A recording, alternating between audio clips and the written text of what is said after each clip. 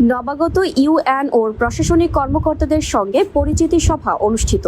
আমাদের senior staff reporter মাহবুব আলমের পাঠানো তথ্যচিত্রে দেখুন বিস্তারিত। ময়মনসিংহের ধোবাউড়া উপজেলায় নবাগত উপজেলা নির্বাহী কর্মকর্তা ইউএনও মোহাম্মদ মোশাররফ হোসেনের সঙ্গে প্রশাসনিক কর্মকর্তাদের পরিচিতি ও মতবিনিময় সভা অনুষ্ঠিত হয়েছে। সোমবার 30 মার্চ সকাল 11টায় উপজেলা পরিষদ হলরুমে উপজেলা প্রশাসনের আয়োজনে এই সভা অনুষ্ঠিত হয়। এতে নবাগত ইউএনও মোহাম্মদ মোশাররফ হোসেন এবং বিদায়ী ইউএনও মোহাম্মদ উজ্জ্বল হোসেন বক্তব্য রাখেন। সভায় উপজেলার বিভিন্ন দপ্তরের প্রশাসনিক কর্মকর্তারা উপস্থিত ছিলেন। এ সময় নবাগত ইউএনও সকল কর্মকর্তাদের সঙ্গে পরিচিত হন এবং উপজেলার সার্বিক উন্নয়ন ও সেবা কার্যক্রমকে গতিশীল করতে সবার সহযোগিতা কামনা করেন।